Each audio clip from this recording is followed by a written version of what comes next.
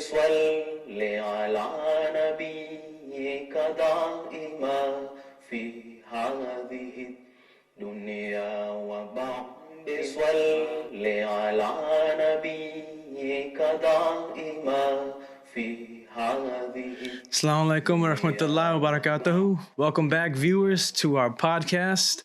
It's your host, Etizaz Ahmad. I got my co-host with me, Murabbi Sahib. Assalamu alaikum. And we got a special episode today. We have Sadr Sahib, Majlis Khuddam Ahmadiyya, USA. Sadr Sahib, thank you for coming on. Jazakallah. It's good. It's good to be here. I know you're busy. We know that... I follow you on social media, so I'm like constantly like seeing where Sadr Sahib is. And I think like one of the unprecedented things that I've seen is the Sadr trips that you've been doing. So I thought that was like really, really cool, and maybe it's happened before, but at least in my lifetime and with social media, maybe it's like more prevalent that like we're all able to see like you visiting the Jamaats and like your impact out there. But what is it? How's it been for you in the last like 14 days, like 20 days? Like how long have you done this little tour? Yeah, I mean, I've started it from November 1st is when the Khuddam year starts. Before that, I went to see Huzur, of course, just to receive guidance. And, when Huzur says go, I go. Yeah. And alhamdulillah, that's why I haven't stopped since. And inshallah, the aim is to visit every single Majlis across the country. Inshallah. And then I'll take a break. Yeah. Still a lot of trips coming. No, it's inspiring. Like, I honestly like lost track. I was like, I saw you somewhere, and then next thing I know, like I saw like a post, and you were like on a plane, and I was like, what? Yeah, I know. And like, but that's inspiring, because it's like, that's the interesting thing. I told myself that when I start, I'm gonna try to put wherever I go, I'll try to just post something. Yeah. But I lost track myself. I'll go 3 days in and I realize I've been to like 6 cities already, and now if I post, people will think I'm there, but I'm like way ahead. So at some point, I've missed quite a few, to be honest. Yeah. I mean, I don't think anybody else would be able to pick up on that. Like, I really was like, oh, Sadr Sahib is like a machine right now. So it definitely was inspiring, and it was nice to see like all the pictures, and it was like I was just thinking to myself, like, when you've been going to all these different Jamaats, like what kind of like what are the people saying? Like what is everyone saying? Like what are they going through? Like, there's a lot going on in the world right now, and it's a very unstable, environment. So what was the perspective of people, and how did you interact with them? It's pretty amazing when people say, when you came, we talked about this, we talked about that. But for me, it's been such a learning experience that wherever I went, first of all, is just to see, and I keep, reminding myself that, where I come from too far away from here. Yeah. Too far away from here. And then for every experience, it's like, wow, how amazing is this? You get to meet new people every city you go to. And then whether it's with immigrants, people born here, people whose great-grandfathers were here, whatever way you look at it, it's just that connection that keeps just coming back to me as a central point, and Khilafat bringing us together. Yeah. That's what it always translates back into. But with the way things are going in the world, there is certainly a lot of confusion. But if anyone is guided, it's Ahmadis and having Ahmadiyya, having Khilafat. So it all gels back together, no matter where it is. It ends up giving you hope rather than you losing hope. Yeah. And that's a beautiful thing. We found out that Sadr Sahib was coming to headquarters, so we're excited Muqami Majlis gets to host Sadr Sahib. And you find out that Sadr Sahib is flying here or driving here, and he needs a ride to the airport. Yeah. I think next morning, or was it the same day? He needs to go back and do some other work. Yeah. And it's a great opportunity for us to host Sadr Sahib in Muqami Majlis, and we hope that we can truly benefit from having Sadr Sahib here, and the Khuddam can participate in a way that they've never done before. But it was really, to that point, is the Sadr Sahib comes in and he has to go back. Yeah, I know. Because to me, I like, I was trying to keep up with, all the notifications, and like, I read that we're being honored. Sadr Sahib is is moving here. He's coming back home to Joppa, you know? And so then all of a sudden it's like, yo, nope, Sadr's going to his next trip. And I was like, did I miss the welcoming committee? Like that happened fast. But, you know, I think like, if anything like that should give everybody like Majlis Khuddam Ahmadiyya, like the inspiration of like, if that's how our elected leader is moving, like that's how we're going to move. So it's inspiring. Like it makes you look, you know, inside and like push yourself, you know, in your daily life, like whatever we're doing. But from the perspective of like social media, you know, it's just so much like going on, you know? And like, I think it's like perpetuating like what's happening in the world positively and negatively. And, you know, I don't know if you got a chance to see the Super Bowl like on Sunday, but I don't know. And I don't know if you're a 49. Oh, but it didn't go down too well. But, you know, that's why I got it covered. You know? Okay, respect. So Moaz is looking at you.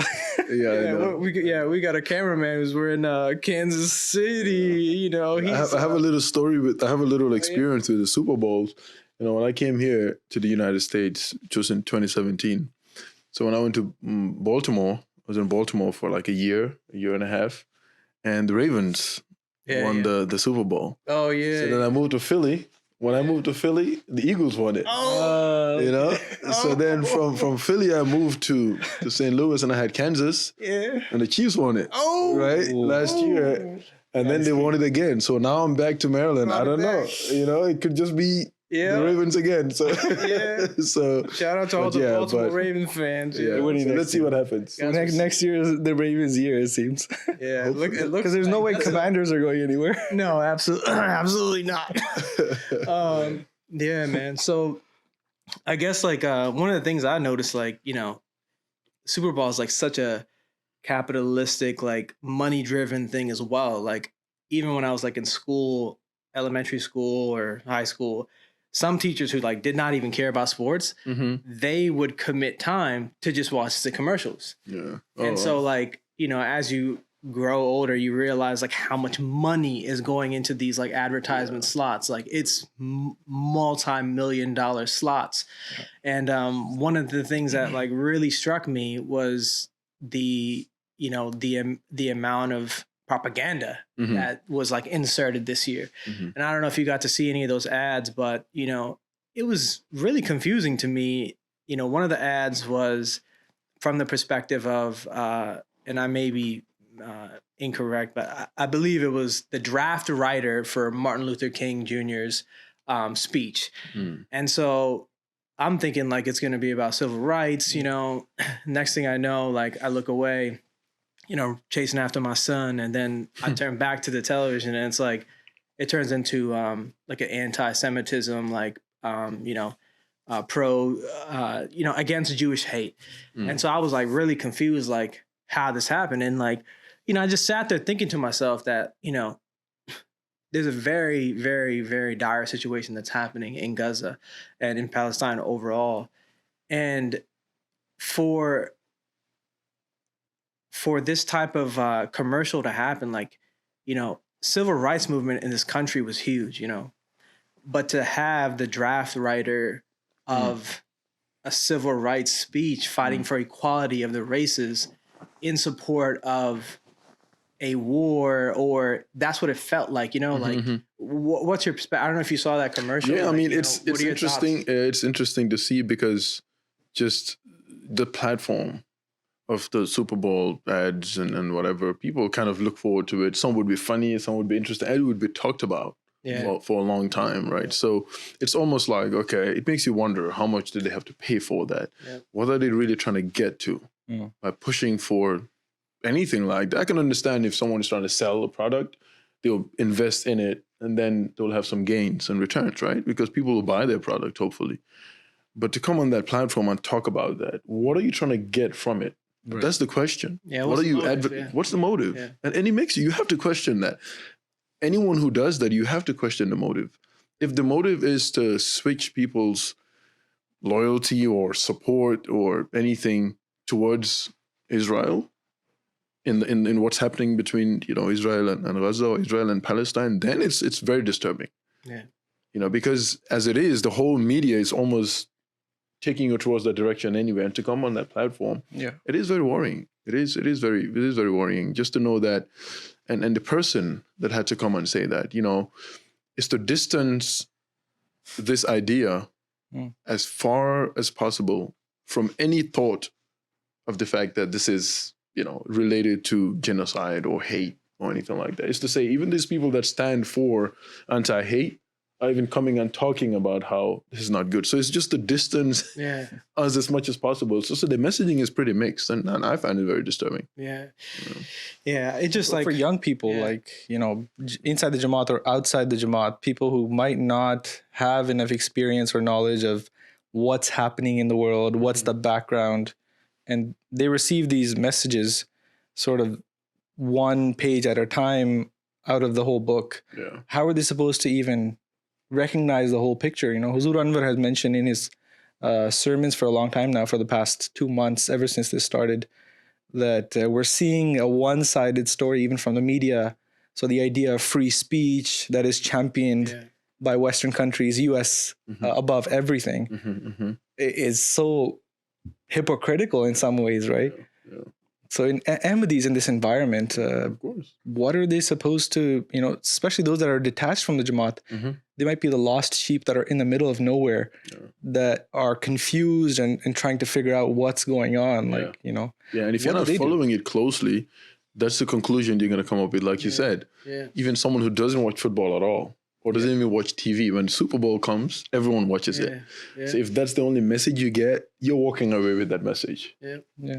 So that's the problem with it. Yeah, because it threw me off, man. I was like, I anticipated it, but I wish that it wasn't going to happen, and then it happened, and it was just like, it's like not surprising, but it's sad that that's what it's come to, and like the fact that then it was like obviously spread, so many times over on social media, and then like social media these days is like, that could take you to a dark place, like psychologically, with the comments and like people like really believing they can just say whatever they want to say, and it's like I get that, like the youth could, like if you're not paying attention, like you're going to miss the story and you're going to end up on page like 10 and be like, what happened? What happened? How did we get here? So maybe that's the point. Yeah. That is the point. That is the point. That is the point. And that's what makes the Islamic approach to anything so beautiful. Islam addresses that justice has to be observed in whatever we do. Yeah. So as a Muslim, especially as an Ahmadi Muslim, the guidance we get from Khalifatul Masih, and this is for all the youth, it's not about siding with Palestine at any point, or it's not about siding with Israel and then feeling that you have to be loyal to one party or the other. We don't have to commit to any of that.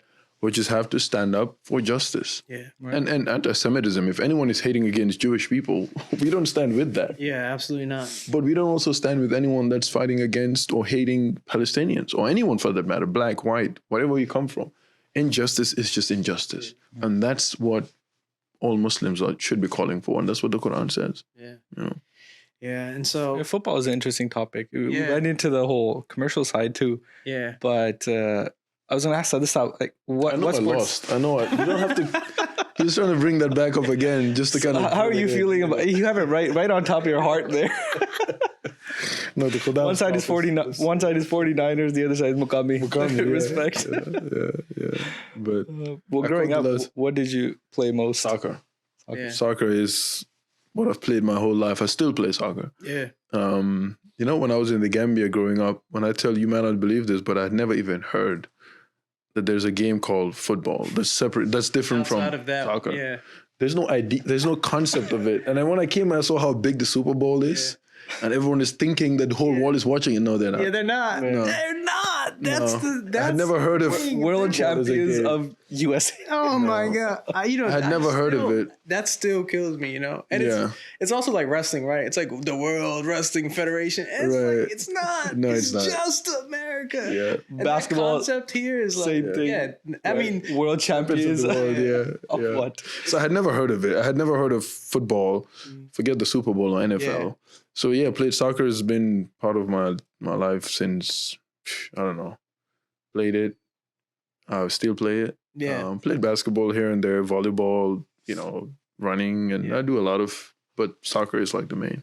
Provide the Islamic perspective on that, because I know when you attend a Jamia, I know that Hazur has also promoted that, you know, you should take care of your health. And obviously we have an entire State Jismani department.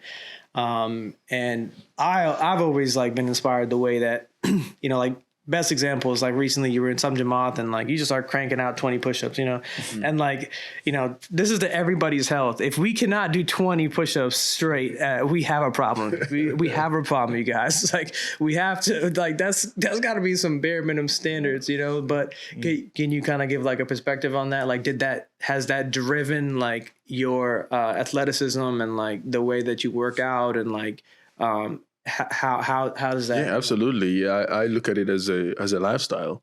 I don't look at it as trying to get, you know, six packs or trying to look a certain way. And for me, it just has to be a lifestyle. Some people, maybe their genes, they're just skinny. They'll probably be skinny for the rest of their lives. But skinny doesn't mean you're fit. Yeah. You know, and big or heavy doesn't mean you're fat and unfit. Yeah. People forget the inside. It's the inside of your body that matters. Yeah. If you exercise and you eat right, the outside may be determined by your genes to some extent, but are you healthy inside? You know, some people are so skinny that they're born with six-pack and they think they're fit, but they're eating all this sugar, but they're sick inside. So for me, it's not much about the outward appearance. It's about it being a lifestyle, it being a regular thing that you do, and I enjoy it. I cannot imagine, you know, being unfit or being unhealthy. I just can't. So that drives me a lot. Yeah. And the fact that I enjoy it too. And yeah, it's just been, everyone that knows me knows that I always emphasize it. Yeah. I'm competitive. You know, yeah. So I love it, man. You know, in Pakistan, I don't know if they still do, but they used to say smart for someone who is skinny. Yeah. Ye to bahut smart lag raha hai. Yeah.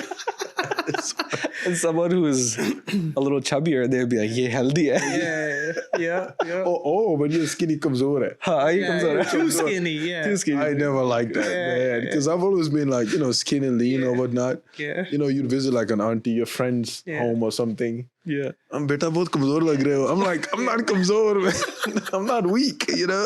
Yeah. I wouldn't say anything, but inside I'm like, auntie thinks I'm weak. Come on, man. I'm not weak. But yeah, you're right. Kamzor and smart, and then healthy, man, you're in trouble. Yeah, then you're in trouble. Then you wear husky pants, you know? It's funny how it's such an irony. It's complete opposite. Yeah. Absolutely. No, that's I think sports and like fitness and like, cause you know what I've been seeing on that, and I talk about social media a lot because it's like driving the youth right now, right? So there's a lot of you know, non-Ahmadi Muslims that are like driving this like fitness industry of like as like like you said, a lifestyle, the Islamic lifestyle, and you know, promoting a lot of like you know, Sunnah of the Holy Prophet Sallallahu Alaihi Wasallam, and then like, you know, other components like that and like building it in. But like at the end of the day, and like you talked about earlier, like the motive and intent, like you know, sometimes it looks like they start off in like a good place, and then like next thing you know, it's like subscribe to my channel for $4.99. And I was like, what? How did we get here? Yeah. Like no longer can I just go to the comments for the workout. Right. I gotta subscribe $4.99. Yeah. You know, it's like you know, but I think it's very important, like as a Majlis, like we really like we can't forget that, like we got to make time for that. Yeah, we have to. Like you said, the inside matters, and that also affects our spiritual mental health as well, and like protects us from like psychological and like depression, like a lot of these like issues that we are also suffering from. Yeah, even with the attitude sometimes, and again, if you're driven by the size of your biceps, or that's where sometimes the ego kicks in. Yeah, ego lifting. You know, ego lifting, you end up hurting yourself, or if you bench a certain amount and you just want to keep going, and then you can't do it anymore naturally. Yeah. Then the steroids come in, all these substances. So it can go pretty bad.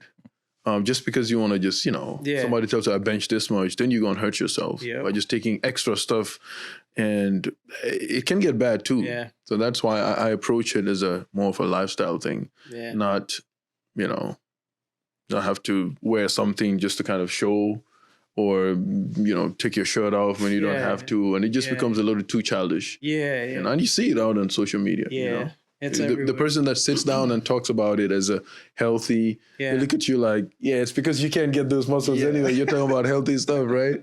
But that's not it.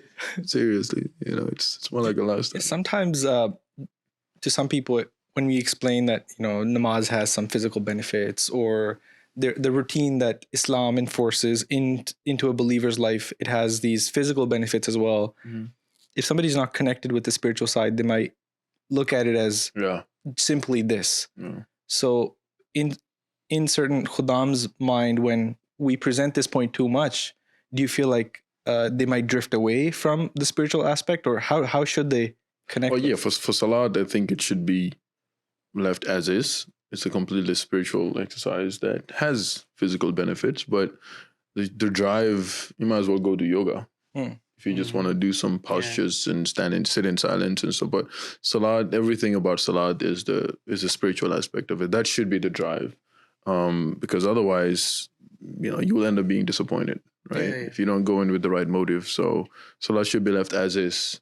And go and exercise, man. Come on, who wants to just, at the end of the day, who wants to do Salat for exercise, Good. It sounds more like an excuse, maybe, Yeah, it seems like it.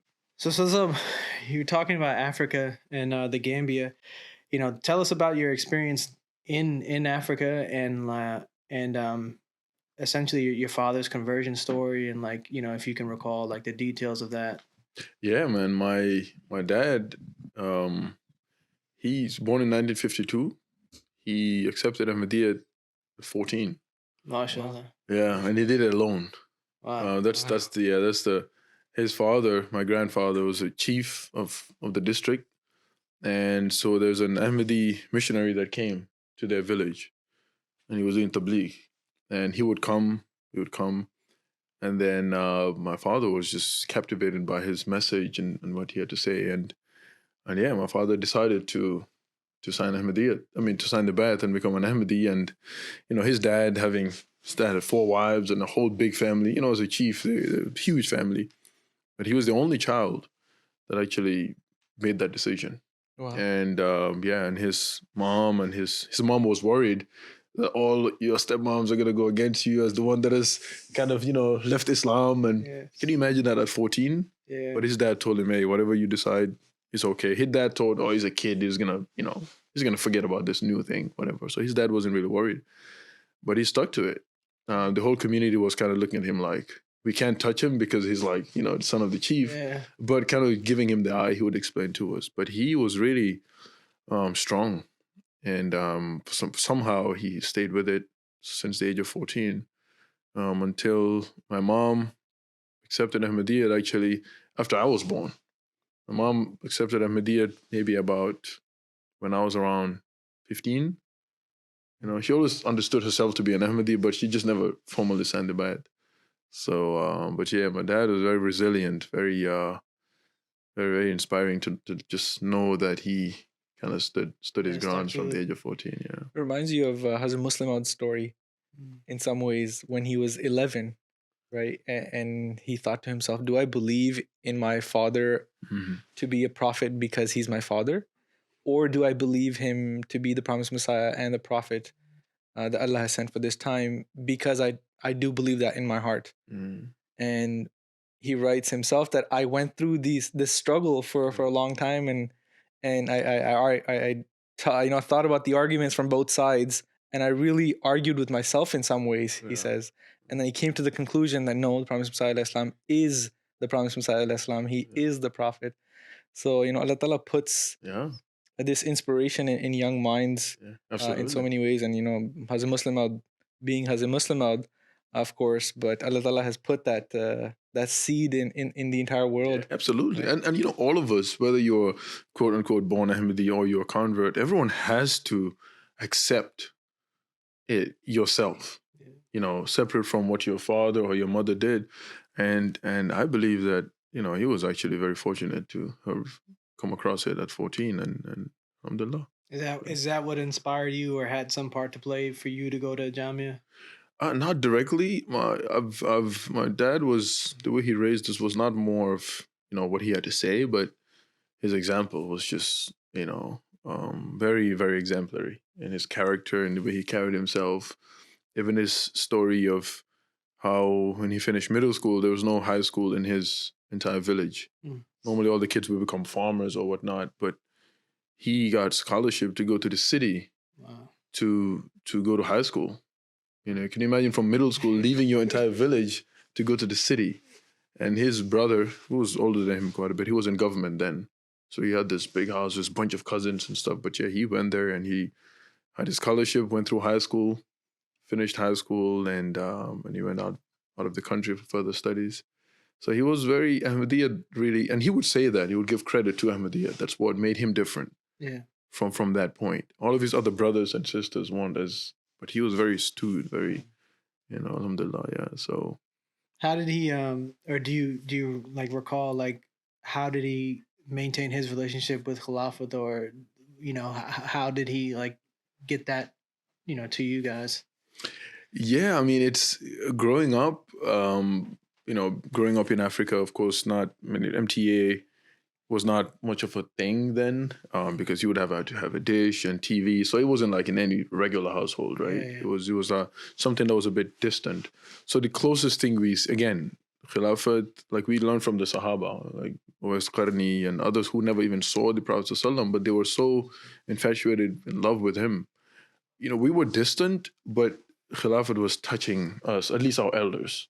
Even from the time we knew it was a thing, even though we didn't have a direct interaction with Khalifatul Masih, but seeing that they just stood out and amongst their friends at work, whether my father or other Ahmadis that we knew, they just stood out. They just were different. And later on, when I grew up, that's when I understood that it's Khilafat that makes a person like that. If you don't have that, the Gambia is 95, 97% Muslim. Wow. So it's not like they were praying or no one else was praying. Everyone prays. Everyone fasts in Ramadan, but they were still different.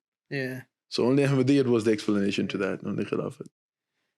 So what then ultimately made you feel like you needed to make a covenant and go into Jamia? Yeah, I mean, I was like every other kid, growing up, seeing that Salat was like a very, very important thing in our household. That's something that my dad never, But like every other kid, middle school, high school, for me was like everyone else. I wasn't the most active Khuddam or whatnot. But so I finished high school, I went to college, actually started doing economics and management. That's what I was studying, my first year in college. But long story short, I went to an AMSA event, Students Association event, and Khadim gave this presentation about Hazrat Isa alayhi salam and what happened to him. So he explains how Hazrat Isa alayhi salam, when they were about to put him on the cross, Allah took his face and gave it to someone else and put somebody else's face on Hazrat Isa alayhi salam. And then he flew into the skies and then someone else was put on the cross. So I thought, oh, that's what we believe as Ahmadis, because I didn't know the difference between. I said, oh, that's what we believe. And then he said, that's the non-Ahmadi belief. Now I'll explain what the Ahmadi belief is. I said, oh, okay, now let me listen. Yeah. And then he explained, the Ahmadi point of view. I said, yeah, this makes much more sense. But I was a bit embarrassed too that, wow, I didn't even know that this is what we believe and this not. So that inspired me. And he was a regular guy that wasn't a missionary or anything, but he was so eloquent. He was so, and that inspired me to I need to start reading. So at least I'll know the difference, And then when I picked up the first book and I started reading the Prophesied writings, my mindset just shifted completely. Mm. College was like, forget this. This is what I want to do. Yeah. So everything just flipped over within a couple of months. And the rest is history. I never turned back. I actually stopped attending classes at college. I'm like, this is what's important, And I just dedicated my life. Yeah. Alhamdulillah. So what was that feeling like, being distant and you knew that Huzur was in UK. You knew you were going there. Oh yeah. Anticipation. That was, I mean, that I can't put in words. Yeah. When we got accepted into Jamia and knowing that I had to go, that was like one thing. Knowing that I would see Huzur, I can't put this in words. I was just, because I remember prior to that, the first time a delegation went to Ghana in 2008 when Huzur went for Jalsa. The whole delegation went, and when they went by road. So when they came back to the Gambia, I remember I was at the mission house, and then, when the vans came and they came out, I rushed to say salam to them. And the only purpose I wanted to say salam to them was, I said, you guys, I would ask them, did you shake Huzur's hand? And they said, yes. And I was shaking their hands. And this was like, mind you, they left like a week ago from Ghana. Yeah. They went through the whole journey.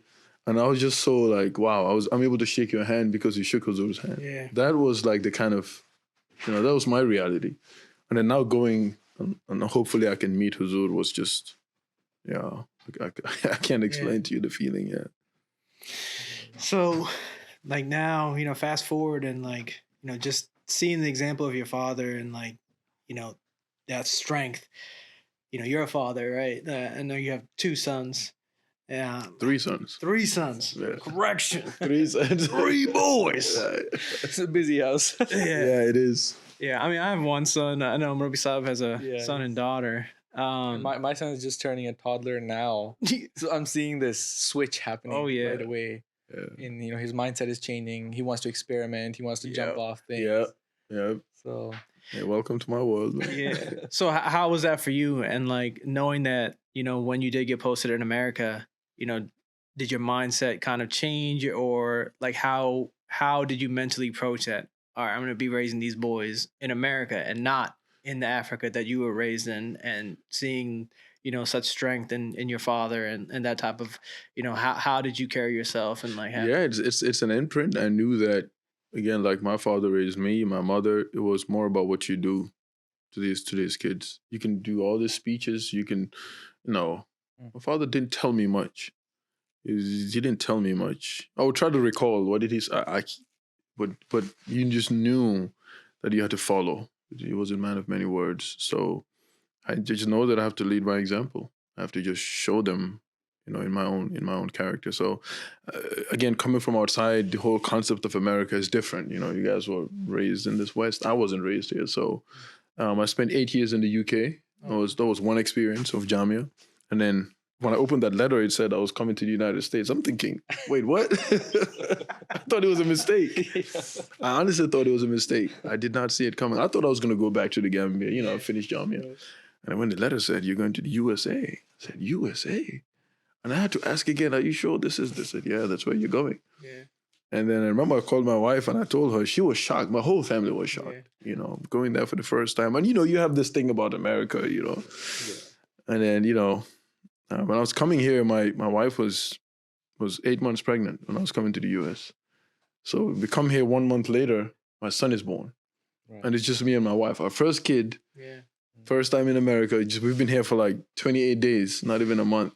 And we have to raise this baby, this little thing. How old were you? How old was I in 2017? I don't want to sound too old, man. You sure you want to know that number? We won't age you, Musa.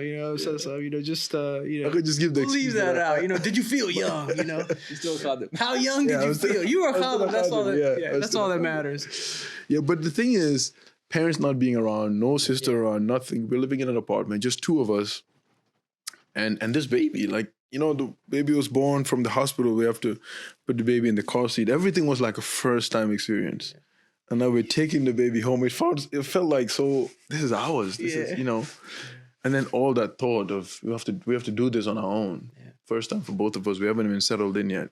But alhamdulillah, it's been a great experience. But the thought of it, of raising kids here, is still overwhelming. I talk to as many fathers as possible just to try to prepare myself, and as the time is going. But yeah, man. Do you think parenthood is sort of unique in America? In some ways? In my experience, it's very unique. Yeah, it's very unique. The kind of things I know that are happening in schools and, this mighty dollar, the more you work, the more you make, nobody wants to retire. And the American dream, for me, it's certainly very different from what I know.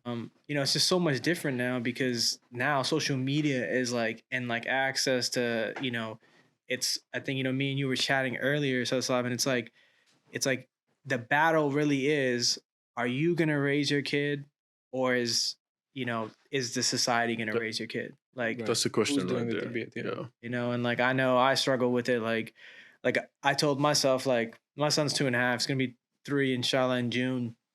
I can't avoid technology. Like, growing before I had a kid, I'm like, yeah, he's never going to see the TV. I'm going to hide it. I'm going to do this. He won't see a telephone. Like, but it's like, it's impossible. Yeah. Like, it's in our hands, and like, they see it everywhere. And like, these babies are picking up more than we realize. And when we start to realize how curious their minds are, you have to really, really pay attention. Mhm. Like, what are they watching on YouTube? Like, are they watching YouTube? Are they watching YouTube Kids? Right. You know, what is whatever video creator, the influencer, this influencing culture? Like, it's just like, talk about that. You know, Yeah. like, I let's mean, chat even the this word, out, the man. word itself. I mean, we say tarbiyat. Tarbiyat at the end of the day is to influence your kids in a positive way, so that they can just become what you picture to be good for them, for you, for society, right? For their own future. Trying to be a good influence for them. But like you said, the media is raising these children. The amount of hours a kid spends in school. You know, at the age of, I was talking to my cousin earlier today, and she was telling me her, what, 8 months old baby, you know, goes to a babysitter. Wow. I said, what are you? Mm. And I've learned that people take their babies like 6 weeks after they're born. You give your baby to a babysitter, you go to work. Mm. And you go to work for hours and hours, and then you pick up that little tiny baby hours afterwards on a daily. I mean, who's raising that child? You know, and then they're watching every kind of person on these screens. Yeah. And then you expect them to turn out to be like you when they only see you for an hour in the day or two. But they're seeing these influencers for like 8 hours in school and then 3-4 hours on the screen. Yeah, I think that's unique You about, know? like you were saying, about America, like raising your kid here, because at the same time, with the rising cost of everything, almost, you know, if both parents aren't working, you may not make ends meet. Yeah. You may not be able to, you know, properly have everything that you need. Yeah. And so, you know, mothers are forced to, like, employers are just like, well, you know, they still are not, you know, supporters of women's rights as they claim they are. Right. And so, you know, equity in gender roles in work doesn't really, you know, play out, you know. So women are, you know, 3 months later, 6 months later, get back to work. And like those women, you know, it's hard for them. I can only imagine. I mean, you know, it's like you gotta make a decision, and it's like you got to make a it's hard. decision, and It's that's what hard. it is. So,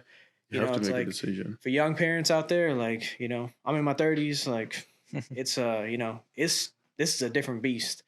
And we gotta like stay active and like keep trying, you know, and like we're not gonna have the recipe perfect, like at all, you know, and like and there's not a lot of time. Yeah. I mean, my son is 6 now. You know, you have a toddler, you have you the thing is, you think you have time. Yeah. You think you can recover, but there's no time. There's no time. You know, I'm learning that as a parent. Whatever you think you're going to do or you're planning, stop planning. Just do it. Just do it. Yeah. In terms of raising your kids and teaching them, just stop planning. There's no time to plan too much. You gotta be investing in your kids every minute you have, every hour you have. You know, for me personally, one of us has to be around the kids at a time, 24/7. You know, there's no babysitting. There is no, you know, want to take that hit financially for those who are ready. That's the sacrifice you have to make. But it is wild to just kind of, you know, not be around them, especially up to the age of 5, 6. Before school, yeah. Before school. Because once school starts, the hours just don't add up. It's a tug of war between you and whatever is out there in the schools. 8 hours a day in school? It's just tough. Yeah, and you know, now like when they are in school, you know, there's a lot of the reality is like the gender, you know, what agenda is being pushed by different like school districts in the country, and like depending on how, you know, what topics are being taught in school. Like if you don't know, like, you know, as parents, I think we've had these conversations. There's been Jamaat webinars about it. You got to take an active role. You got to go to the school and see what, you know, what's the curriculum going to be. And even in Montgomery County, recently here in Mogami, like there was issues where the county was like, we're not going to tell you what we're going to teach, you know, for the remainder of the year. And that's still being like fought in you know, on the legal perspective. But it's a crazy world. But it is, yeah. For the older guys, you know, like social media, like the influencers, like people are making money doing silly stuff. And it's like our young guys are getting like influenced by it. Oh, yeah. And like it doesn't make sense when like you live in suburbia, your parents are either educated or they were working hard to provide for you. You're wearing Nikes, you're wearing, whatever, Jordans, whatever. Like they're doing that so you can, Focus. not feel humiliated at school or get roasted or, get joned on. But it's like, to what extent then, like some guys like think they're gangsters and they're influenced by like, the hip hop culture. The rap. We got to talk about that music, man. I mean, like half of these people are completely fake, right? Yeah. Even the musicians themselves. Yeah. Talk about I'm from the trenches. They know you're not from the trenches. Yeah, man. I think you're not. The richest country in the world. Yeah. And most of these people are coming from like middle income families. Yeah. Right.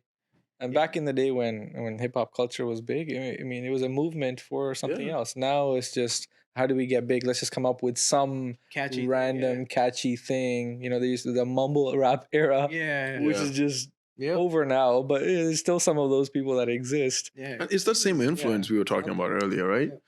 Yeah. The music and has been doing it for just very, very long time. Yeah, and now it's just every other person wants to be an influence. I mean, there's no one left to be influenced. Yeah.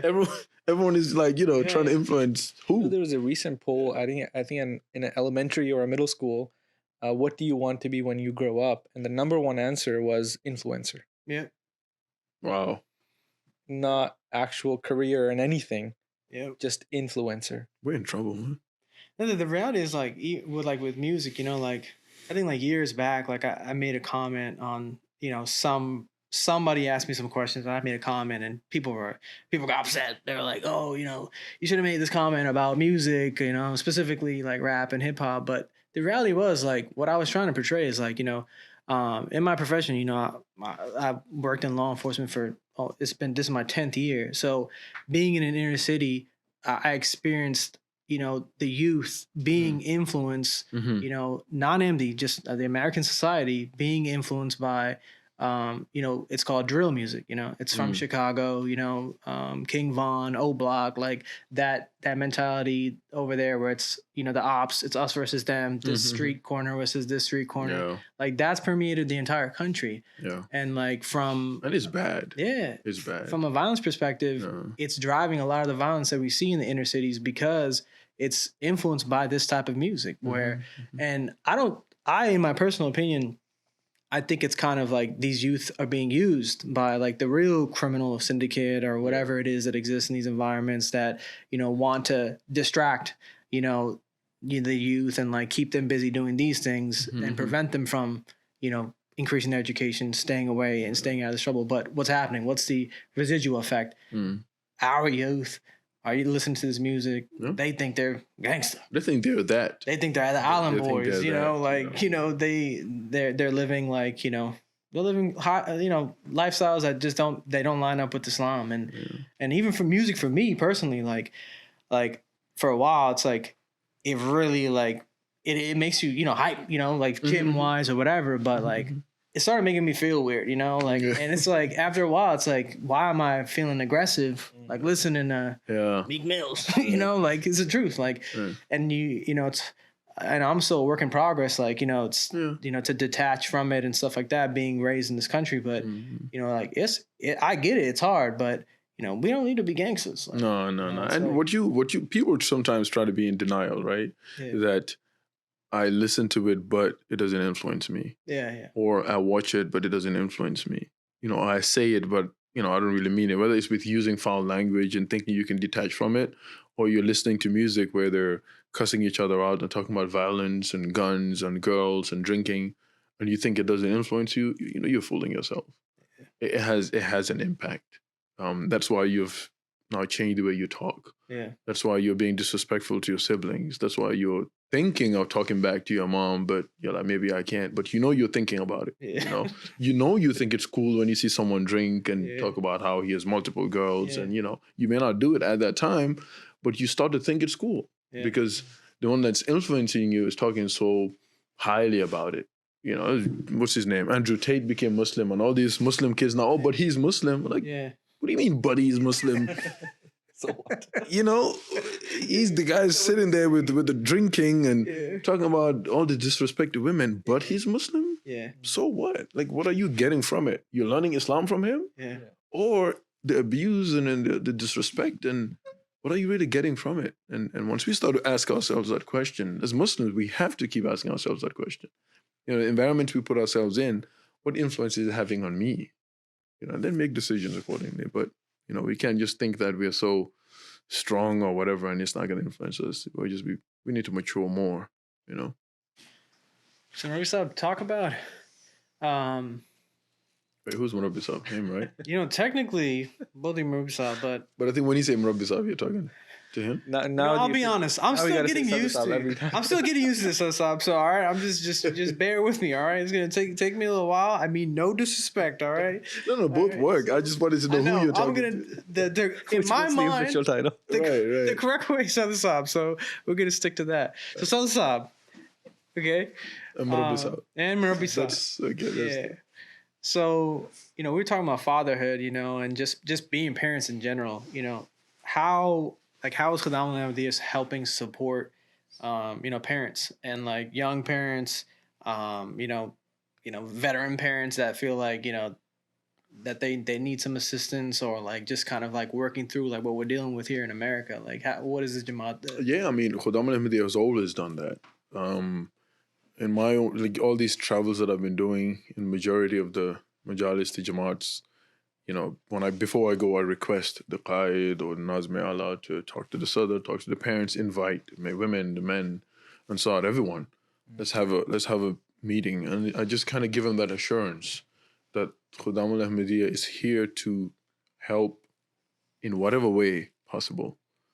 Extra assistance, still responsibility of the parents. We cannot take that away from any parent. No Murabbi can, no Sadr can, no Majlis Khuddam Ahmadiyya Lajna, no one can do that. But it's a huge resource. It's just to give the parents that assurance that we're not competing with any parent. We're here to just kind of give them the assurance that we're dealing with from 15-year-olds and their questions and their struggles and their experiences to 40-year-olds. So there's a wide range of experience in this auxiliary that come in. Let's work together, and let's just figure it out together. We're a family at the end of the day. We're like the big brother in the family. They can kind of relate more to the younger brother than maybe a 55-year-old father or like a 55-year-old mother for that matter. So yeah, it's just a helping hand, man. That's our responsibility. And so you've been in the field as well, so you probably engaged at the root level of what's happening and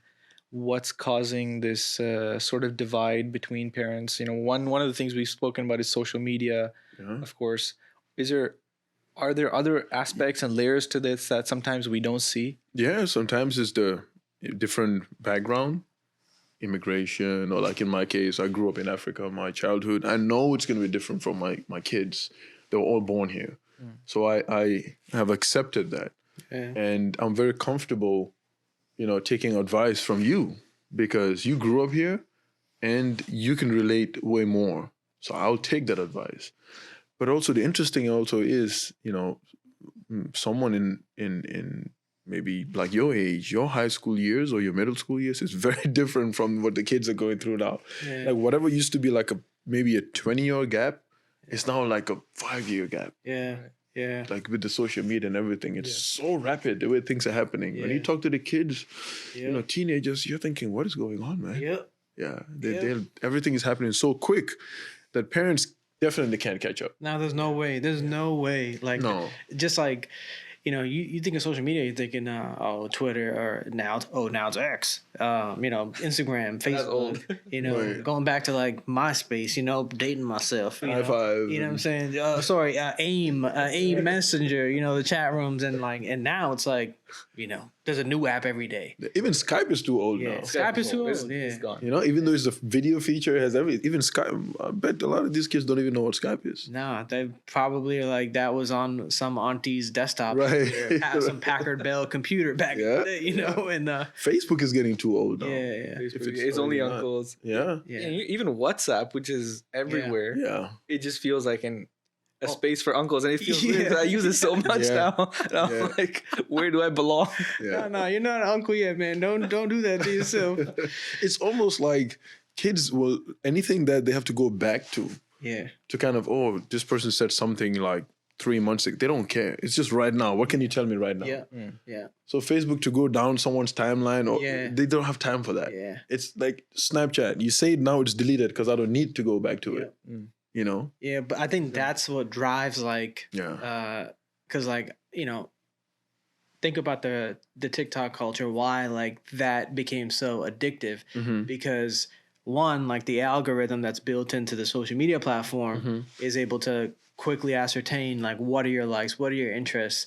And you know, some of these apps are, you know, when you download the app, you're accepting a lot of things that are working in the background, the technological aspect of listening, when you give access to the microphone, video, etc. So it's learning when you don't think it's learning. And so, you know, we were joking earlier, you know, I was talking to my wife and I was like, man, this pen is getting kind of old. I might have to toss it. I sit down on the couch, not even 30 seconds later, and I'm getting you know, ads, like stainless steel. You know, get your pots and pans, Costco. You know, like it's crazy. And that reel now, you know, that TikTok culture, you know, now is on Instagram where it's the reels. You know, like you just you can find yourself in like this endless like. I'm guilty. Like I'm lost. I'm like looking at cat memes, and now the next thing I know, like I'm deep in and I'm like, how much time did it adopt a cat? You know what I'm saying?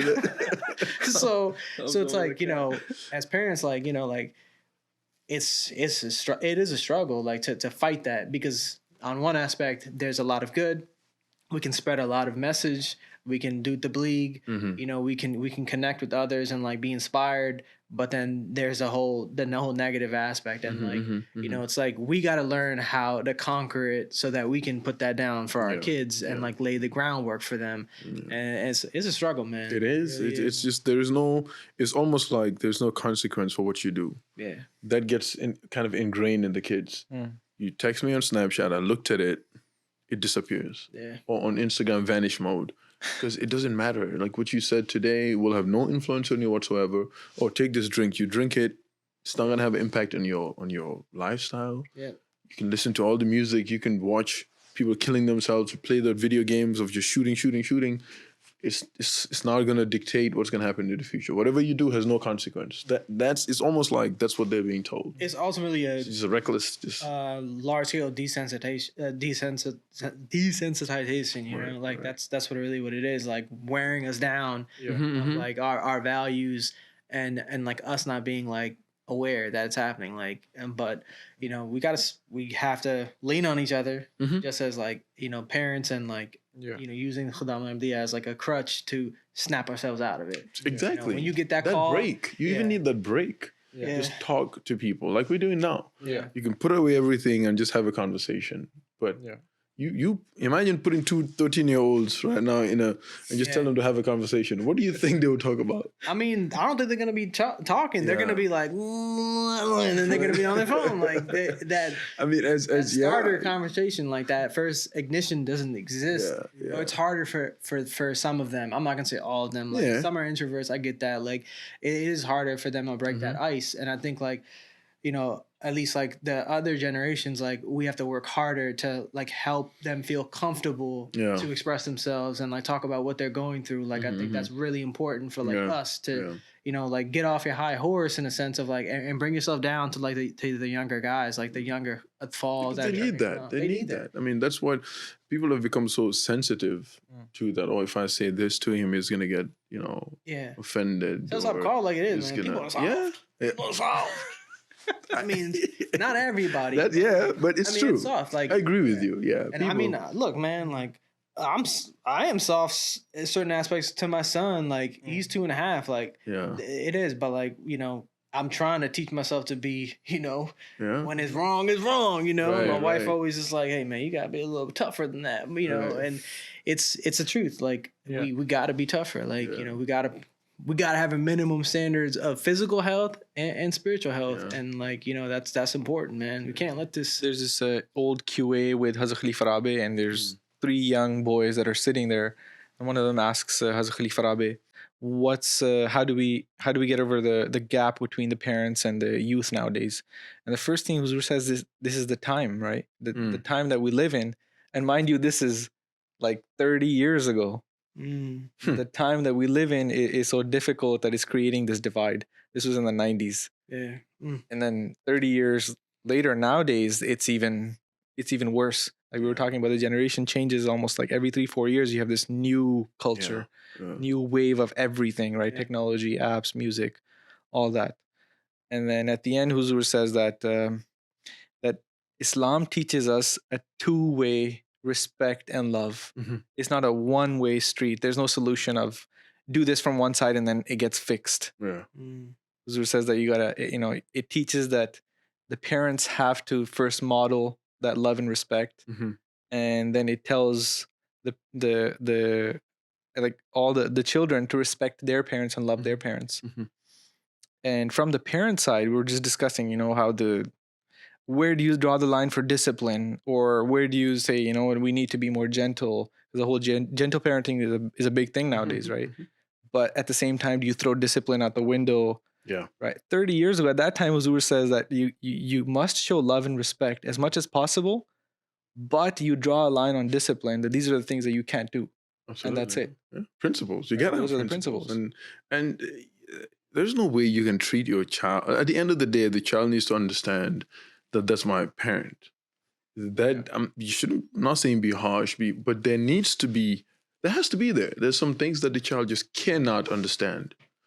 And the only way they will understand is by telling them, this is what you're going to do. You don't have an option. But now this whole thing of my truth, your truth, there is no truth.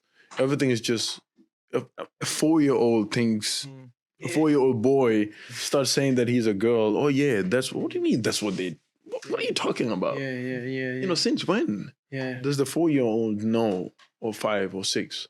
So, Well, the teacher should That's decide for them versus Right. the parent. but Right. at the end of the day, you raise your child according to what you think is the best. That's every parent's responsibility. And then when the child grows up, then they're free. When they become adults, then nature gives them that choice to physically and mentally, they're mature enough. That's just common sense. Yeah. But trying to navigate through that as a Muslim, as an Ahmadi parent, when the child feels like, well, all my friends at school, they get to do yada, yada, yada. Yeah. And then some parents get under pressure. They almost get bullied by their kids, Right. And if they're not strong enough, they kind of just,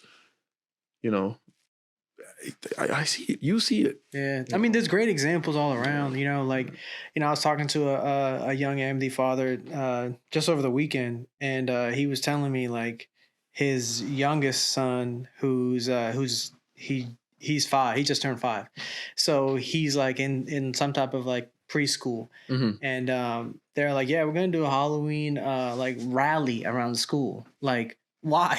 Why does everybody need to dress up and do this? Right. And alhamdulillah, his son was like, I know, I don't celebrate Halloween. I'm Muslim. MashaAllah. I'm Ahmadi At Muslim. 5. Think At about 5. that. Yeah. And so the principal was like, all right, and sat him in the principal's office while the rest of his peers, like, I think a lot of times, like, and I'm guilty of it too, we look at kids as kids, but look at the example of your father, alhamdulillah, 14, and he made the decision of the khulafa, like, we look at this age of like, where sometimes where it's like, yes, the 4-year-old can't say that this is my truth, but at a certain point they do mature, and then they have on their own. It's the strength that Allah is going to give them. So, it's like it's an interesting thing to think about. Yeah, because if that father let that 5-year-old go on that parade once, now every year that he tries to stop him, to that kid, it's like, well, you let me go that first time. Yeah. If it's so wrong,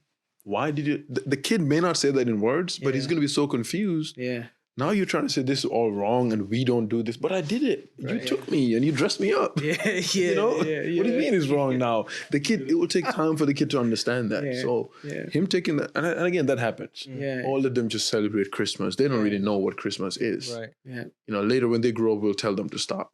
But that's not how it works. Yeah. You got to be clear on your principles yourself, both of you especially.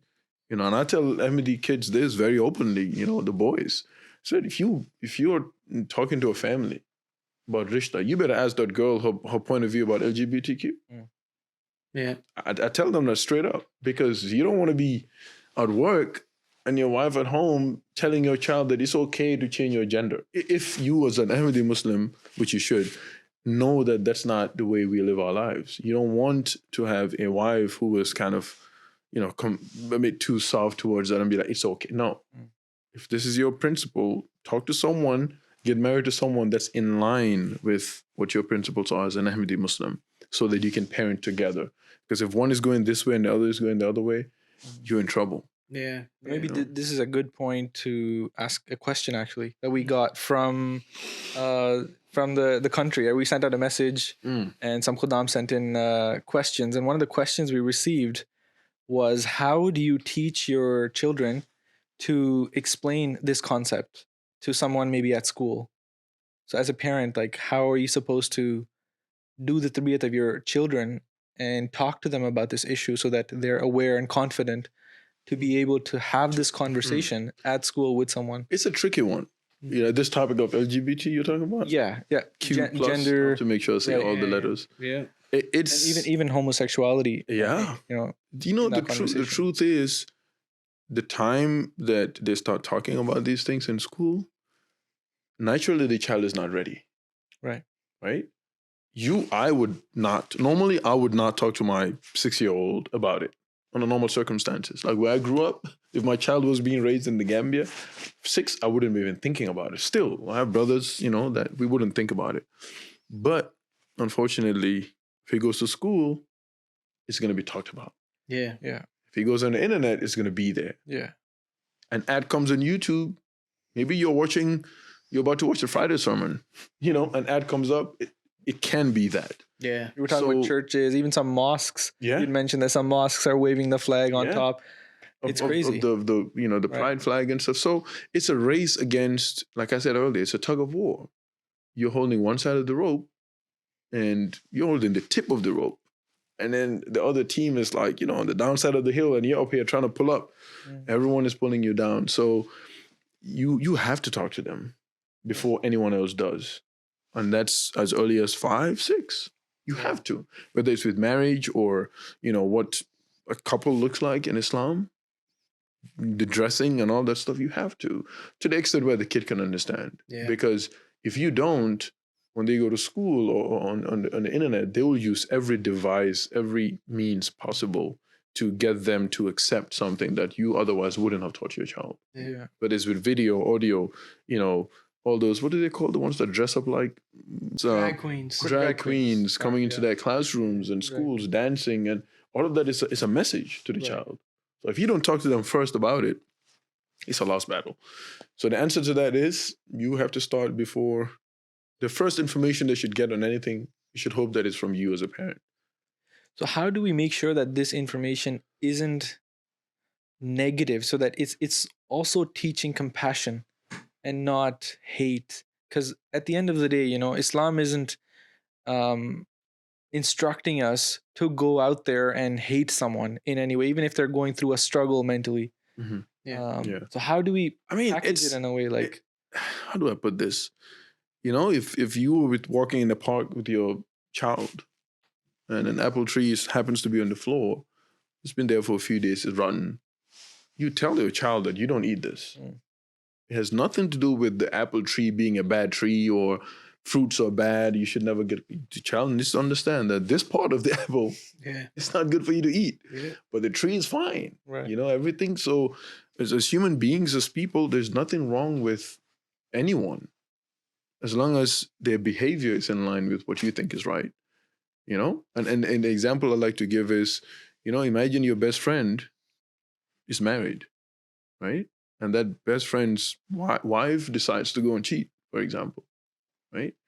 You have to call that out. You have to disagree with that. You have to hate that action. You can't just say, well, yeah, that was just their choice of doing X, Y, and Z. So we make those decisions every day in our we have to be comfortable with the fact that this is wrong. Yeah. And that's the message that needs to go to the child. When an action is wrong, it's just wrong. The same way that stealing is wrong, the same way that murder is wrong. When something is defined by Islam as wrong, they need to be able to understand that the action of that person is wrong. And that differentiation needs to be made. They don't have to go out of their way to... Confidence in themselves. Yeah, they have to have that confidence. Right. To call something out that's wrong is just wrong. It's nothing personal. Yeah. It's just your behavior is wrong. I think that's the beauty in Islam because it gives you the total life perspective. Mm-hmm. it's going to teach you a little bit of everything. And so it builds on that compassion on how you're supposed to treat others. And then it touches on how you should live your life. And so for kids, they need to know that this is the opposite spectrum of hate. No one's spreading hate. And society nowadays loves to do that. Yeah. Right. When you disagree, they turn into, oh, you're anti this. Right. Oh, you're promoting. Someone wants to collect you, and the Yeah. other wants to antagonize you. Yeah. Exactly. Put a label on you in some Yep. way. They try to put you in that corner, but Yeah. if you are convinced Yep. that stealing is wrong, and your child tells you that they have a friend in class, and then you found out that kid steals stuff, what are you going to tell your child? Yeah. You're not going to be that, oh yeah, be kind to them, be, you know. Yeah, stay away. You're going to be very strong to say stay away from them. Yeah. Yeah. You don't even think that I'm telling him to hate that person. No, it has nothing to do with hate. Right. You know that stealing is wrong, Yeah. and you will go out of your way to convince your child to stay away from that kid. Yeah. Yeah. You know, if you know that that child likes to touch other kids, for example, Yeah. you will make sure that your daughter stays away from that boy Yep. who goes around touching other kids. It's happening in schools, right? Yeah. Yeah. So the same thing. I don't know why people treat it so different. Yeah. It's just because people aren't convinced that it's wrong, Mm. or they don't have the confidence to Maybe to it's- say what's wrong is wrong. Lack of knowledge, perhaps. Yeah, I think sometimes, yeah. I think that is like a big part, like lack of knowledge, because if you don't have knowledge on something, you're gonna lack the confidence to speak about it clearly amongst your peers. Like you're gonna hesitate because if someone is educated on the offensive, you may not be able to hit them back with a valid point, and then that embarrassment's gonna crush you, and you're never gonna want to bring that topic up again. So. Right. I think like that Jamaat has done a lot of successful webinars, I think, where they've stuck to Quran, Hadith, Sunnah, and Khulafa's messages. And Right. I mean, I've been on them. They've been successful. And other countries have asked, for links to those because, those issues are, Yeah. America is like the melting pot of a lot of negative stuff Yeah, right now. yeah. I mean, I that's the mean, it truth. is. Let's just cut it, cut it how it is. Like, Yeah, that's what's and that's the happening. thing, right? Again, the thought that you have to be able to defend your position Yeah. when it specifically comes to LGBTQ is what sometimes bothers me too. Yeah. You don't have to be an expert in the field. You just have to know that the Quran tells you that this is wrong. How many times have you gone out of your way to convince someone that stealing is wrong? Yeah. Yeah. To you, it doesn't matter what they say about. You just know that it's wrong, principally, right? Yeah. Like the whole of society agrees. Yeah. Anything that's wrong is just wrong. I don't have to convince you that homosexuality is wrong. If you want to do it, so be it. I just don't want to be a part of it. Yeah. You go your way, I go my way. No disrespect, no hate, none of that. Just stay in your lane. Yeah. I don't have to convince you. Yeah. So, it doesn't get as technical as people try to put it when it comes specifically to that. You just have to be clear in your mind that it's wrong. That's it. The Quran says it's wrong. Full stop. We don't need no explanation. Yeah. Sometimes the younger minds, they feel like they're cornered if Yeah. they don't have support Yeah. in some ways. Like I went to high school with 15, 16 other Ahmadi boys. Yeah. One of the universities might have like 50 Ahmadis there, and that's the AMSA. And that could be a majlis in US. Yeah. Right? Bigger than a lot of majalis, actually. Yeah. And for US, there are areas where not very long ago, maybe even now, there might be one Ahmadi in an entire school. So they Yeah. might feel cornered. Mm-hmm. And if they don't have enough confidence, if they don't have enough knowledge, and maybe their parents are working, maybe they're making Or they don't ends talk meet, to them about it. maybe they don't talk to them. So That's then a reality too. they're isolated and they feel abandoned, right? Yeah. So how do It is a reality, yeah. What do they do? Education is very important, and you as a parent may not have all the answers. You may not know certain things, but again, that's where the Jamaat comes in. Yeah. If I know that my child has asked me a question and I don't know the answer, I shouldn't just push him away, Yeah. Or tell him something wrong. I'll hold his hand, go with him to the Murabbi, to the whoever is in Khuddam al-Ahmadiyya, or if it's my daughter in whatever, I'll try to find them the answer Yeah. and make sure they're satisfied. Yeah. You will not know it all. But alhamdulillah, we have such great resource. Put in a Friday sermon, pick up a book, read, give them the answer with reference, and teach yourself. That we have to do that as parents, because at the end of the day, like we were saying earlier, the primary responsibility of teaching and raising the children is on me as a parent. Yeah. So we're gonna segue into another question that came in, and I think it's a It's a pretty interesting question. So it's what makes a Khalifa a commander of the believers? And I guess like a follow-up question or something that could be built into it is how can the Muslim youth make a difference in our nations? So I don't know if you want to like tackle that like separately or, if Yeah, I mean, the first part is the Quran itself gives an answer to that. And Allah took that responsibility himself and he made a promise in Surah An-Nur, chapter 24, verse 56. Allah took the responsibility on himself that he promises the believers that he'll make Khalifa from among them. So when Allah puts that stamp and says, I will do this, and for those of you who believe and you do good works, this is going to be my solution for you. Oh man, you can't be a bigger, commander of an army than that. Yeah. When Allah himself puts a stamp on you, it's game over, It's game over. And that's how it's been with every prophet. Nations have risen against them, and armies and kings and, people who thought they were gods and all sorts of, but they stand stern, and Allah promises in the Quran that, him and his chosen ones will always succeed. So that by default makes the Khalifa, the commander that Allah himself chooses. Yeah, because I mean, there's a lot of commanders out there of these, secular armies, and especially with what's going on in the world, like they don't stand on they don't stand on law at all, and it's embarrassing, and it's quite the opposite of like what you've described. But as far as the youth, like like. Is that a Murabbi Sahib question or Sadr Sahib question? Yeah, it's going to be a Murabbi Sahib question, and then, so Sahib, you chime in, These were advertised as Sadr Sahib only questions. That's okay. Murabbi Sahib, go ahead and start, and then Sadr Sahib will chime in to give the people what they want,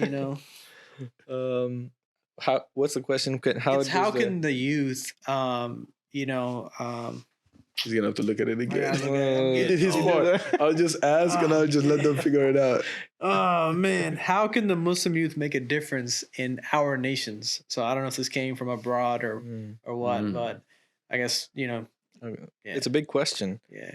But I think it's related exactly with the question from earlier. How do you make a difference? You attach yourself to the commander. Yeah. You listen to the commander that, as Sadr Sahib was mentioning, that Allah has given us. Yeah. And that's no small thing. If some people get together and they make an Amir or a commander, that's a commendable thing, right? Now they have unity.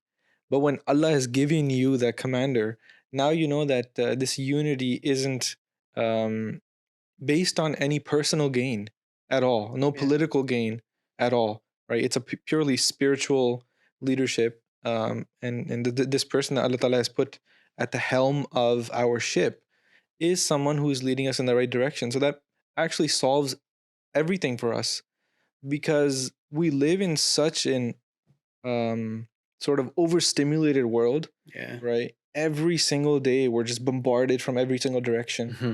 Like even sometimes little decisions become hard because of how much is going on in our brain, right? If you're driving down the highway, every single sign you're looking at, maybe you're ignoring, but your brain is registering information and is getting overwhelmed. Yeah. Right. And every time your phone is on, and nowadays, you have the always on display. Yeah, they got us. Right. It's there. And it just feel like there's just so much information coming at you at all times. And it's hard to make those decisions as a young person, which are important because your brain is 90% already overoccupied. They started a study on this. I forgot the name of the university. And they were talking about there's the part of your brain that deals with empathy. It only grows when you are just, as they say, building castles in the air, when you're just daydreaming. That's the only time that develops. Wow. But they're saying now the reason why so many kids have pretty much no empathy, they can't relate, is because that side of their brain has not been functioning. Because and it doesn't grow, it doesn't develop when you're asleep. You have to be awake and doing nothing. That's the only time it develops. But they're so engaged every second of their day on games and all these stuff until they literally go to sleep. So they lack that. Yeah. It's almost like a disability. Oh, yeah. Yeah, it's pretty scary to know. It's scary. But in connection to what you're saying, Murabbi Umar Nayyar Sahib is going to loves this story.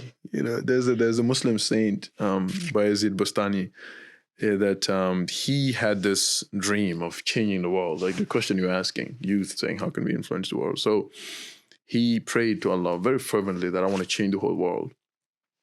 But he tried. Time went by. He couldn't do anything. Then he went back and prayed that, oh Allah, give me the ability. I'm not able to change the world, but at least let me change my family. And he prayed for that. It took a while. Now he's old and gray and he was not able to influence anyone. So he went back to Allah and prayed that I failed in that too. But at least give me the ability to change myself. Yeah. And then Allah told him, this should have been your first prayer. If you had prayed this and changed yourself, then you could have done something. So the question there is, the answer to that is focus on changing yourself. And the best way of that is connecting to the Khalifa. You know, like the Holy Prophet ﷺ said, Al-Imamu Junnatun, that the Imam is like a shield. Yuqtalu min wara'ihi, that you know, when you're in war and you hold the shield, he said the war is fought from behind the shield. Not ahead of it. If you hold the shield behind you and you want to fight, you're going to hurt yourself. Yeah. It's like the Imam is like the Junnah, it's like the shield. So the Khalifa, all of us got to be behind the Khalifa. That's the only way we can, you know, we can be protected and we can make an influence. So that's what you were saying was like pretty powerful, because the reality is, you know, a lot of people like to interpret things that our commander, Khalifa Masih, says, and, you know, they just don't see the wisdom behind it. And during the moment when Hazur says something, you know, going back to 2008, you know, when Hazur said that, you know, Facebook, you know, be cautious of how, you know, this is being used by the Jamaat, and like, you know, kind of laid out some of the social media principles. And people at the time, you know, were saying crazy things like, you know, like, oh, you know, God forbid, this is like behind the times, like when the Jamaat isn't moving in the right direction. And then what happened? The misinformation, the data, you know, governments were changed. Yeah, they just took it over. And they just took it over, and it's like took it to another level. Took it to another level, and then fast forward to the cryptocurrency boom, and you know, Hazur, Fortnite even. Fortnite, you know, like these like heavily influencing things. Yeah. And, you know, don't doubt the commander. Right. You know, like bottom line, like don't doubt the commander. And it's like, you know, if there is a mistake made, Allah Ta'ala corrects that and says about Murabbi Sahib, you guys can, you know, if I'm, you know, wrong, like that's what I've seen on MTA. You know, it'll be corrected by Allah Ta'ala. So, you know, trust and believe that we are being taken in the right direction, you know, and don't doubt it, you know, and commit yourself to establishing your relationship, you know, with Hazur. Yeah, I mean, there's only two groups. When Allah makes his commander, and that was a struggle between the angels, and then, you know, the story of Adam alayhi salam, we all fantasize that, but this is what it was. When Allah chose his commander, he told the angels that all of you bow down to him. And then again, that arrogance that I know a little better. That's what, you know, I know a little. All of them prostrated except Iblis. And the reason he gave was that, you know, I'm better than him. So that I'm better than him, you may not say it in words, but if you think you understand something better than the Khalifa, or you're more woke, or I don't know, you're more, you know, up to date than the Khalifa, or in any way, then it's just an interpretation of that little ego that Iblis had in himself, that he made himself, he was convinced that he was better than Adam. You know, and Adam, Allah called him a Khalifa. You know, in the Holy Quran, right? In the Ja'udin fil ard Khalifa, that I'm about to make a Khalifa on the earth. So whenever the Khalifa comes and he says, everyone bow down, and then something is telling you that, oh, maybe you're just repeating that same thing. And it's a dangerous path. Yeah. It's a dangerous path. Yeah, that's... As Muslim has mentioned, the indication from our mind of where we are headed is something that we should pay attention to. Yeah. It's such a deep and interesting point, but it also reveals quite a lot about who you are to yourself. Right? If you pay attention to that, what are your first thoughts when something happens? Right? When Huzur, for example, might give an instruction, what are your first thoughts? Are you leaning towards disobedience? And that reveals a lot about where your mindset is. It's not so much about what the information is, what your arguments are, and what you're thinking, and what your reasoning is. That's an indication from your own mind that you're headed in a direction, whether that's towards the Khalifa, you know, or it's away from the Khalifa's instructions. Yeah, that's a deep point. Yeah, that's And that's something that you don't have to talk to anyone about it. You know deep inside, and It's your heart. you just have to reevaluate that and just hopefully you learn something yeah, from no it, man. faking from that. You know, Yeah. you gotta live with that. You know? You sit around your peers, and Because you have to be honest. You have no option but to be honest with yourself. yeah, It's your thought. You know, it's your thought. Yeah. It's your inclination. It can Man, be that's scary too. yeah. that's a deep point. No, that is because I thought about myself. Like, Right. what was I thinking during those times? You know, but alhamdulillah, I think we talked about a lot of stuff. So we really appreciate you. Taking the time out of your busy schedule. We know I you're. love it. I was on the receiving end, but I didn't know it was this fun, man. Yeah, this This is a fun conversation. this is a vibe, man. Like this is. What was your line again that you? I said, we take feedback very seriously here at MK Vibe, podcast, and we dropped a few lines, last time, and Not we. Don't put it on him. You dropped it. my line was, hey, MK Vibe podcast, for the people, by the people, and we got some hard. You said it with a little more passion, though. I did, and I added some mannerisms in there, unique to my persona. And the reality is, some people didn't like that. They're like, but this is our podcast, man. We're gonna do people, by the this is people. for the people, man, and this is by the people, So we gotta take the people a little seriously. Yeah, but we respect everybody's comments, but we're gonna do. So you're gonna keep it or you're gonna drop it? We're gonna For the people, by the we're people. gonna return it back to the people and ask for more feedback. So we've got a good viewership, alhamdulillah, and we're gonna see what they say. Adisai was mentioning that he received calls Oh yeah. from certain Khuddam who don't really connect that often with Jamaat content, and they said you got to keep doing this. Yeah, it was. I wasn't expecting it, Yeah. and it was cool, honestly, because I think we haven't done something like this, and alhamdulillah, we have MTA. But for the Khuddam, for Muslim Khuddam, the USA to do something like this, I think the people need it. Yeah. And here we are. So, people, yeah. So I stand by it, and I think today we talked about a lot of stuff, and I think we did. people are gonna did. enjoy it. And inshallah, next time we'll have a new guest, and we'll see what other conversations we can get into, but just continue to pray for us, Sahib, and Absolutely. You too, man. You too. we please. know Keep each other in prayer. you got a monumentous task in front of you, and we got your back, and inshallah the rest of the Khuddam have your back, and we're gonna work just as hard as you are, and and follow the example. So that's all we got this time around, and MK Vibe Podcast. We'll catch you guys next time, inshallah. Assalamu alaikum wa rahmatullahi wa barakatuh. Walaikum assalam wa rahmatullah. رب صل على نبيك دائما في هذه الدنيا وبعد صل على نبيك دائما